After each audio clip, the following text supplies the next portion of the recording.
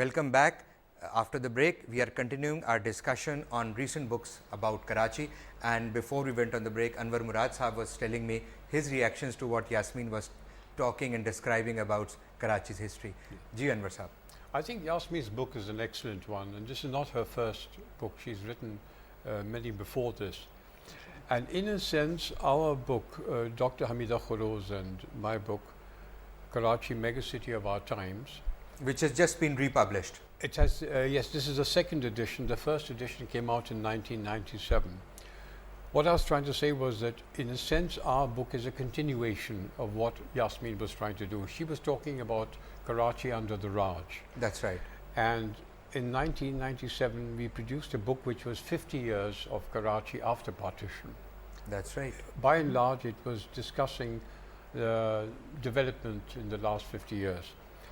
And what I would like to do is just read a very small paragraph on the back of this book, which is pithy and succinct, and it describes what this book is about. Karachi, Megacity of Our Times, is the story of the transformation of a sleepy town of under 20,000 people into a vibrant metropolis, one of the largest in Asia today. 13 prominent writers of Karachi take the reader through post-independence developments in politics, economics, the arts, demography and architecture. Some of the articles are very personal, evoking nostalgia for the Karachi that was. Others are analytical, drawing on available data to predict the course of this turbulent city will take in the future. Part of the book is also devoted to the long 19th century, when the Englishmen ruled and divided the society into white and native quarters. The dual city which Yasmin That's talks right. about.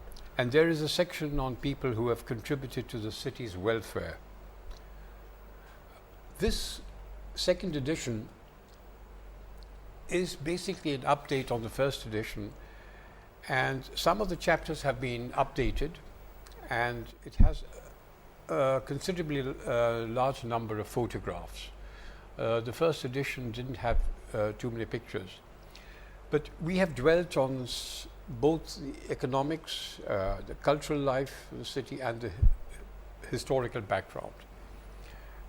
In the cultural section, we have talked about theatre, we've talked about the arts, painting, literature, books written in English, books written in Sindhi, books written in Urdu, and also on radio and films, and also what Karachi was like in the 50s and what it is like in the millennium now.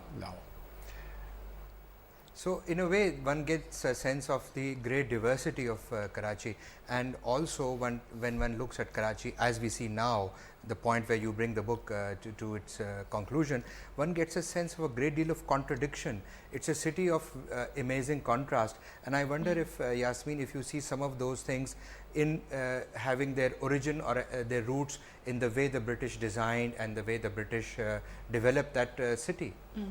Well, you know, what's happened is when you look at old records particularly, and right now we are compiling old records of the city of Karachi, you find that the laws were very strict, and you know, if you were going to build, you had to build according to the bylaws. Today you find this, you know, total kind of disregard for any kind of you know, building absence bylaws. of laws. Absence of law. The laws are there, but of course disregard of law is there too. And that is the greatest tragedy for this city, because for instance, if there would be an earthquake like we experienced in year 2005 in Khyber Pakhtunkhwa, most of the buildings will just, you know, collapse because they've not been designed to the right standards. So there's a total disregard to, you know, what should be done, what are the right ways of living in a city, because after it's a great urban metropolis, and you know, we need to be able to see that everybody has a chance to be able to have respect for others, to have respect for law and do the right things. So we have to be now very careful that we don't usurp open spaces which are constantly being taken up. There are parking plazas being built on areas which should have been left as green spaces. And parks are disappearing. They're like disappearing. anything. And when you look at even historic quarters which are carefully defined and delineated, and Heritage Foundation has actually catalogued 600 heritage buildings of the city of Karachi that must all be preserved. They have been protected under law, but they are constantly being demolished, and they are also being denotified. So that's a great tragedy, because that is what gives Karachi the character it has. The old buildings that we have, That's right. the historic buildings that we have. So we must try to see that we protect them. There's no harm in building new ones. I've been a designer of contemporary buildings myself, so I don't, I'm not against that. But I think we have to have respect for the old and also build some new ones. And a sense of the past, because it's something that tells us where we have come from. Absolutely, absolutely. I would so like to important. endorse what Yasmin is saying. One of the most despicable things that I've been seeing is these beautiful old sandstone, red sandstone buildings being knocked down, Yes. and an ugly apartment building has been put up in its place. Without regard to civic You laws. remember the Bliss Absolutely. building? Remember Yes, just the Bliss the building? famous It's, Bliss building, the yes. Northwestern Hotel. Yes, You would The remember Bliss that. building on Elphinstone All, Street. yeah, exactly. Where we used to go and buy flowers. the old British Right. Council. I mean, Yeah, it's yeah. unfortunate. Yeah, I think we need to have a movement to try to protect everything. Why should we lose all this? This is for the future generations. They must know what Karachi has been and what it was all about.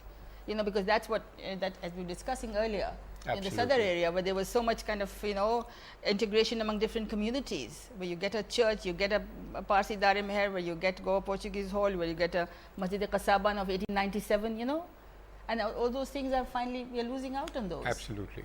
So that is why I think it's an imperative that we must document and record the city which is disappearing at a very rapid rate. And I think that one of the great needs which these books fulfill is to record the past before it is completely eroded. It's time for us now to take a break, and we'll come back to continue our discussion on Karachi.